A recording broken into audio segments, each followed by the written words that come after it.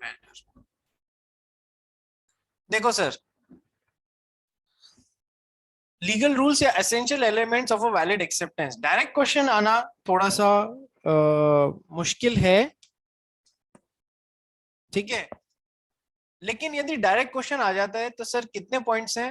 1 2 3 4 5 6 7, ठीक है। और ये कि 8 पॉइंट्स हैं। मैंने आपको एग्जाम में आंसर लिखने का तरीका पहले भी बताया हुआ है। यदि डायरेक्ट क्वेश्चन आ जाता है, थ्योरेटिकल क्वेश्चन आ जाता है, explain what is acceptance, discuss the essential rules of a valid acceptance, ठीक है।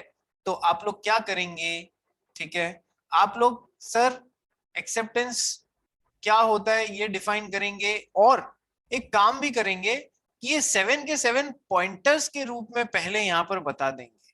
उससे क्या होगा कि एग्जामिनर को कंफर्ट जोन मिल जाएगा कि हाँ इसको पता है, तो आसान खुले हाथ से नंबर देगा, ठीक है। ये तरीका है काम करने का। So essentials of valid acceptance, number 1, acceptance must be absolute and unqualified. अभी डिस्कस किया है आपके सामने कि यदि आपने एक्सेप्टेंस जैसा ऑफर है बिल्कुल वैसी की वैसी एक्सेप्टेंस नहीं दी, तो वो क्लीन एक्सेप्टेंस नहीं है, वो क्वालिफाइड एक्सेप्टेंस है। जैसे ही आपने एक्सेप्टेंस में क्वालिफिकेशन लगाया, वो एक्सेप्टेंस नहीं होके क्या हो जाएगा? Counter offer. और as soon as the counter offer is shooted, the original offer gets lapsed, ठीक है जी। ये हो गया पहला पॉइंट। दूसरा point, acceptance must be communicated to offeror. Acceptance must be communicated back to the offeror. Definition में क्या है भाई? when the person to whom the offer is made signifies his assent thereto, signifies his consent thereto, यानी कि वो अपनी consent या acceptance को वापस कम्युनिकेट भी कर रहा है, then the proposal is said to be accepted. Sir, so acceptance must be communicated back to the offerer. लेकिन इसमें आगे जाके हम लोग देखेंगे कि सर टेलीफोनिक केस और पोस्टल केस अलग अलग हैं, और लेटर के केस में मामला अलग चलता है। इसमें एक्सेप्टेंस वापस ऑफरर यानी कि ऑफर देने वाले तक पहुंचना जरूरी है, नहीं तो वो एक्सेप्टेंस एक्सेप्टेंस नहीं मानी जाएगी। लेकिन लेटर के केस में एक्सेप्टेंस का कम्युनिकेशन स्टार्ट कर देना ही बहुत होता है। अब वो थोड़े इफ्स एंड बट्स के साथ में यदि वो वहां पर नहीं भी पहुंचाए तो भी हम मानेंगे कि एक्सेप्टेंस कम्युनिकेट हो गई, ठीक है। तो मेन बात क्या है सर? ऑफर, एक्स ने वाई को ऑफर दिया, तो वापस ऑफर का एक्सेप्टेंस भी कम्युनिकेट होना जरूरी है। इस बात का एक एक्सेप्शन क्या आता है, आप अपन ने पढ़ा था ना, carbolic smoke ball company case versus Mrs Carlill, याद आ रहा है? हाँ सर। इस केस से दो बातें निकल के आई थी। पहला तो ये कि offer can be a general offer which can be given to public at large, court ने ये बोला। तो फिर स्मोक बॉल कंपनी ने बोला, बट सर कॉन्ट्रैक्ट एक्ट में तो लिखा हुआ है कि acceptance needs to be communicated back. हर दवाई खा लेने वाले ने या कंज्यूम करने वाले ने हमको अपनी एक्सेप्टेंस मिसेस कार्लिल ने थोड़ी ना वापस दी है, तो कोई कॉन्ट्रैक्ट थोड़ी बना। तो फिर कोर्ट ने बोला ये बात सही है कि एक्सेप्टेंस वापस कम्युनिकेट होनी चाहिए कि हमने आपकी दवाई खा ली, अब हमारे बीच में कॉन्ट्रैक्ट है। लेकिन कुछ केसेस में, जैसे कि ये कार्बोलिक स्मोक बॉल कंपनी वाला ही केस है, केवल वो ऑफर वाला काम पढ़ के, ऑफर पढ़ के वो काम कर देना अपने आप में वैलिड एक्ट ऑफ एक्सेप्टेंस मान लिया जाएगा, और एक्सेप्टेंस को वापस कम्युनिकेट करने की जरूरत नहीं है। क्या हर दवाई खाने वाला वापस डॉक्टर रेड्डी को या पी फाइजर को कम्युनिकेट करता है लिख के कि हमने आपकी दवाई खा ली, अब हमारे बीच में कॉन्ट्रैक्ट नहीं? ऐसा पॉसिबल नहीं है। So in some of the cases merely consuming merely doing the things as per the offer is in itself a valid act of acceptance। तो फिर तुम्हारे बीच में कॉन्ट्रैक्ट था, तो मिसेस कार्लिल को पैसा दे दो 100 पाउंड का, ठीक है। So acceptance must be communicated, number 1। और सर केवल एक्सेप्टेंस को कम्युनिकेट करना वापस जरूरी नहीं होता है। मेन थंब रूल तो ये है, जिसका एक्सेप्शन है कि कुछ केसेस में, जैसे कि लेटर के केस, सर कम्युनिकेट तो वापस करना ही पड़ेगा, केवल अपनी दराज में लेटर रख के और आप बोलोगे कि एक्सेप्टेंस हो गई, नहीं, ऐसा नहीं चलेगा, कम्युनिकेट तो करना पड़ेगा। टेलीफोनिक और पोस्टल केस में वो वापस ऑफर देने वाले तक पहुंचनी चाहिए, और लेटर वाले केस में थोड़े इफ्स एंड बट्स हैं, उनके साथ में यदि नहीं भी पहुंचा तो भी हम ये मान लेंगे कि एक्सेप्टेंस कम्युनिकेट की गई, पर वापस प्रोसेस में डालना तो जरूरी है। ठीक है, अब इसमें से एक और बात निकल के आती है, acceptance must be communicated back to the offeror himself. Sir, X ने वाई को ऑफर दिया है, वाई ने एक्सेप्ट किया है, तो वापस इसे ही तो एक्सेप्टेंस अपनी कम्युनिकेट करनी होगी। वो बाजार में जाके मुनादी और डिंडोरा पिटवा रहा है, मैंने ऑफर एक्सेप्ट कर लिया, मैंने ऑफर एक्सेप्ट कर लिया, और इसको बता ही नहीं रहा है, तो उसका कोई मतलब है क्या? तो सर, जिसने ऑफर दिया है उसको या उसके ऑथराइज्ड रिप्रेजेंटेटिव को ही वापस एक्सेप्टेंस कम्युनिकेट करनी है, उसके अलावा नहीं करनी। एक तो एक्सेप्टेंस कम्युनिकेट करनी जरूरी है, नंबर वन। नंबर टू, किसे करनी है? सर, जिसने ऑफर दिया है उसी को वापस एक्सेप्टेंस कम्युनिकेट करनी है। वंडरफुल। ठीक है, next, acceptance must be in the prescribed mode. Sir, क्या होता है, ऑफर देने वाले ने कहा, एक्स ने वाई को ऑफर दिया, बोला ये मेरा ऑफर एक्सेप्ट करना है तो तुझे लेटर के मोड में ही करना पड़ेगा, या तुझे व्हाट्सएप से ही मेरा ऑफर एक्सेप्ट करना पड़ेगा, या तुझे ईमेल से ही करना पड़ेगा, ठीक है, या फिर तुझे टेलीफोन से ही करना पड़ेगा। तो मोड्स प्रेस्क्राइब कर रहा है। एक्स ने बोला कि यदि तुझे लेटर एक्सेप्ट करना है तो प्रेस्क्राइब मोड, मैं लेटर के थ्रू ही एक्सेप्टेंस मानूंगा, तो प्रेस्क्राइब मोड लेटर हो गया। तो यदि y को एक्सेप्ट करना है तो बेसिक रूल क्या बोलता है कि y को लेटर प्रेस्क्राइब मोड में ही एक्सेप्टेंस भेजनी है अपनी। ठीक है, बेसिक रूल क्या बोलता है, y को प्रेस्क्राइब मोड में एक्सेप्ट करना चाहिए, लेकिन हमारे यहाँ पर तो कहानी में ट्विस्ट हुए बिना मामला आगे बढ़ता ही नहीं है। तो y ने क्या किया, लेटर की बजाय ईमेल के थ्रू ठोक दिया। ठीक है, अब बेसिक रूल था प्रेस्क्राइब मोड में होना चाहिए, लेकिन आगे बात क्या बोलती है, आगे बोलती है कि यदि प्रेस्क्राइब मोड में वाई ने एक्सेप्ट नहीं किया है, लेटर की बजाय ईमेल से एक्सेप्ट कर लिया है, तो अब बॉल जो है ना, that is in the court of x. X को अब एक्स को अब चला के यहां पर बोलना पड़ेगा वाई को कि चूंकि आपने प्रेस्क्राइब मोड में लेटर वो ऑफर एक्सेप्ट नहीं किया, इसलिए मैं इसे नहीं मानूंगा। यदि एक्स ऐसा वापस रिस्पॉन्ड नहीं करता है तो ये मान लिया जाएगा कि एक्स ने प्रेस्क्राइब मोड के अलावा जिस भी मोड में एक्सेप्टेंस दी गई है उसको एक्सेप्ट कर लिया है उस मोड में। ठीक है, so now X needs to respond. Basic rule number one, sir जो मोड प्रेस्क्राइब है उसी में एक्सेप्टेंस होनी चाहिए। नंबर टू, यदि उसमें नहीं है तो जो ऑफर देने वाला है उसको वापस यहाँ पर कम्युनिकेट करना पड़ेगा कि चूंकि एक्सेप्टेंस प्रेस्क्राइब मोड में नहीं आई है इसलिए मैं इसे वैलिड एक्सेप्टेंस नहीं मान रहा हूँ। यदि इसने ऐसा नहीं किया तो ये मान लिया जाएगा कि ये वैलिड एक्सेप्टेंस है और कॉन्ट्रैक्ट बन जाएगा। सर, समझ में आया प्रेस्क्राइब मोड का फंडा? बोलो, जल्दी बोलो। हाँ सर। ठीक है, next, acceptance must be given within a specified date और टाइम। सर, ऑफर देने वाले ने, एक्स ने वाई को बोला क्या मेरी कार खरीदेगा 10 लाख रुपए में, ठीक है, और यदि आपको इस ऑफर को एक्सेप्ट करना है तो अगले लेटर मिलने के अगले 10 दिनों में एक्सेप्ट कर लेना। तो या तो डेट और टाइम स्पेसिफाई हो गया, क्या स्पेसिफाई हुआ कि सर अगले 10 दिन तक ये ऑफर खुला है। ठीक है, अगले 10 दिन तक रात 12 बजे तक, 10 तारीख तक रात 12 बजे तक ये ऑफर आप एक्सेप्ट कर सकते हैं, उसके बाद में नहीं।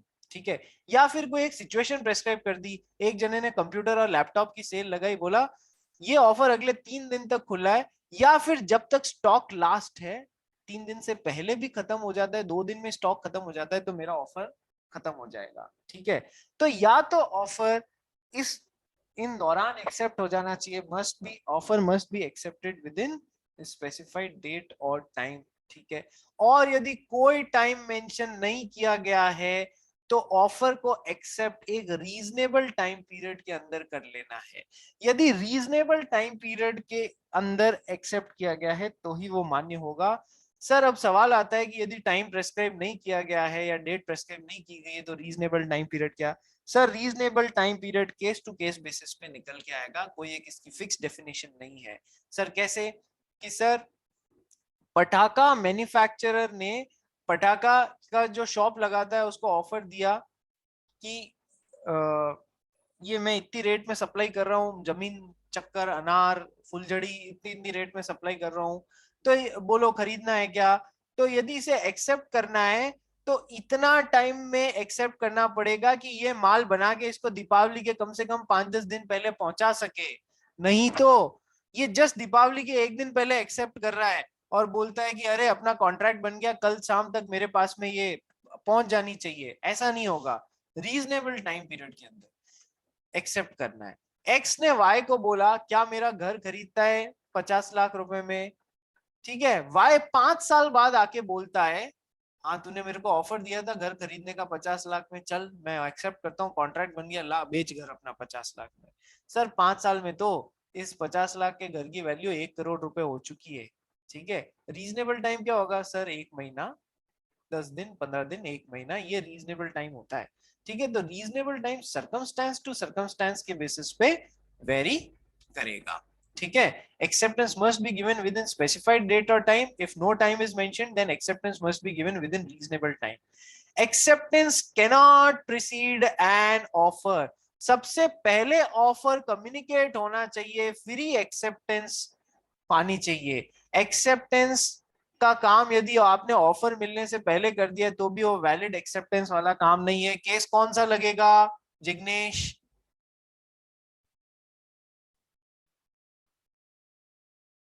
अरे जिग्नेश, सर लालमन शुक्ला वर्सेस गौरी दत्त। बिल्कुल, very good. Lalman Shukla versus Gauri Dutt. नौकर को पता ही नहीं था कि ऐसा कोई ऑफर मालिक ने निकाला हुआ है, बच्चे को ढूंढ के ले आया, बाद में पता पड़ा ऑफर था, बोला 500 रुपए लाओ। सर कोर्ट ने डिसाइड किया भले ही एक्सेप्टेंस वाला एक्ट किया, लेकिन जब तक ऑफर कम्युनिकेट नहीं हुआ तब तक इस एक्सेप्टेंस वाले एक्ट का कोई मायने नहीं है। So acceptance can not precede an offer. Next is mere silence is not acceptance. आपके ऑफर पे यदि कोई चुप रह गया तो उसे एक्सेप्टेंस नहीं मान सकते। ऐसा ऑफर भी नहीं देना है। अपन ने ऊपर ऑफर में पढ़ा था, क्या पढ़ा था कि है ना, यदि आपने मेरा जवाब 7 दिन के अंदर इस ऑफर का नहीं दिया तो मैं मानूंगा आपने एक्सेप्टेंस कर लिया। नहीं, वैसा ऑफर भी नहीं देना है। और यदि आपने अपने ऑफर में लिख दिया कि आप चुप रह गए, आप साइलेंट रह गए, तो मैं ये मान लूंगा आपने ऑफर एक्सेप्ट कर लिया। नहीं, mere silence can not be taken as acceptance, ठीक है। इस पे एक केस है जहां पर एक अंकल थे और एक भतीजा था, चाचा भतीजा थे, ठीक है, ठीक है। तो अब नेफ्यू का काम था, घोड़ों का अस्तबल था, घोड़ों की ब्रीड्स तैयार करता था और बेचता था उनको। अंकल यहाँ पर आए एक दिन इसके ग्राउंड पे, उनको एक घोड़ा पसंद आ गया। अंकल ने नेफ्यू को बोला मैं तेरा घोड़ा 50 लाख रुपए में खरीदने की पेशकश करता हूँ, 10,000 रुपए में खरीदना चाहता हूँ, और यदि तू चुप रह गया तो मैं ये मान लूंगा कि तूने मेरा ऑफर एक्सेप्ट कर लिया। नेफ्यू ने कुछ नहीं कहा, चुप रह गया। उसने अपने नौकर को बोला देख अगली जो भी अपन नीलामी करेंगे ना घोड़ों के लिए, उसमें इसको मत रखना ताकि ये मैं अंकल को दे सकूं। अंकल को कुछ नहीं बोला, अपने नौकर को बोला, ठीक है। अंकल के सामने तो ये चुप रह गया। अब बाद में नौकर तो होते ही काम बिगाड़ने के लिए, नौकर ने इस घोड़े को भी नीलाम कर दिया, नीलामी में बेच दिया, ठीक है, और घोड़ा नीलाम हो गया, बिक गया। अंकल जब वापस आए 7 दिन बाद तो पता पड़ा नेफ्यू ने काम कर दिया। बड़े गुस्सा, बोले तूने कॉन्ट्रैक्ट तोड़ दिया, ठीक है। बात कोर्ट तक पहुंची। कोर्ट ने डिसाइड किया क्या इसने आपको एक्सेप्टेंस बोला था, नहीं बोला था, कम्युनिकेट किया था, नहीं किया था, ये चुप रहा था। So silence can not be taken as an acceptance. तो आपके बीच में कोई कॉन्ट्रैक्ट नहीं बना, इसलिए इसने कुछ नहीं तोड़ा, इसलिए कोई डैमेजेस पे नहीं करेगा। लास्ट पॉइंट, एक्सेप्टेंस में बी एक्सप्रेस और इम्प्लाइड एक्सेप्टेंस। सर ये बात अपन पहले भी डिस्कस कर चुके हैं। Express offer, implied offer, express acceptance, implied acceptance, ठीक है। And one more point, acceptance must come from the person to whom the offer is made. Sir जिसे ऑफर दिया गया है वो ही एक्सेप्ट कर सकता है, या उसका ऑथराइज रिप्रेजेंटेटिव ही एक्सेप्ट कर सकता है, या फिर acceptance must come from the person who is a competent person to accept that. Sir जो कंपिटेंट पर्सन था उसी से एक्सेप्टेंस आई भी मायने रखती है, इनकम्पिटेंट पर्सन से नहीं। टीचर ने स्कूल को ऑफर लेटर भेजा था, स्कूल ने एक्सेप्टेंस लेटर टाइप करके प्रिंसिपल ने अपनी दराज में ही रख लिया। बाई जी ने कम्युनिकेट किया, तो वो कोई कॉम्पिटेंट पर्सन नहीं है एक्सेप्टेंस कम्युनिकेट करने के लिए, इसलिए उस एक्सेप्टेंस कम्युनिकेशन का कोई महत्व नहीं है। ठीक है, सो अनऑथराइज पर्सन ने यदि एक्सेप्टेंस कम्युनिकेट की है तो वो कोई बाइंडिंग कॉन्ट्रैक्ट क्रिएट नहीं करती है। ठीक है सर, तो अब 2-3 बातें मुझे आपको करनी है। सबसे पहली बात जो करनी है, इस चैप्टर के खत्म होते ही संडे को आपका फर्स्ट चैप्टर और सेकंड चैप्टर यानी कि इंट्रोडक्शन का और ऑफर एंड एक्सेप्टेंस का टेस्ट रहेगा। कभी भी हो सकता है खत्म होते ही, जरूरी नहीं है संडे में। जैसे ही खत्म होगा वैसे ही टेस्ट होगा, तो तैयारी करना स्टार्ट कर दें। चैप्टर 1 और चैप्टर 2 की तैयारी करना स्टार्ट कर देवें। ठीक है, फुल लेंथ का टेस्ट लूंगा मैं आपका, नंबर 1। नंबर 2, जिन्होंने कल का काम नहीं किया है वो कल और आज का काम लिख के लाएंगे। सर ऑफर क्या होता है, essential elements of valid offer क्या होता है, ठीक है, ये तो था ही था। उसके बाद में इनविटेशन टू ऑफर पे अलग से आपको पॉइंटर्स लिखने हैं। केवल ऑफर की डेफिनेशन लिखो, असेंशियल एलिमेंट्स पॉइंटर्स में लिख लो, इनविटेशन टू ऑफर और ऑफर में क्या डिफरेंस होता है ये लिखोगे, और इनविटेशन टू ऑफर के वो 6 एग्जाम्पल्स लिखोगे, फिर एक्सेप्टेंस की डेफिनेशन लिखोगे, essential elements of a valid acceptance के 8 पॉइंट्स लिखोगे। ये आज करके और मुझे पोस्ट करना है। जिसने भी ये काम पूरा ट्रेंचेस में किया है तो एक साथ करो, जिसने नहीं किया है वो पूरा करके मुझे ग्रुप पे पोस्ट करेगा। That is the work for today. करीब करीब 10 बज गए हैं, छुट्टी आपकी हो गई है। किसी को कोई डाउट हो तो पूछो भाई।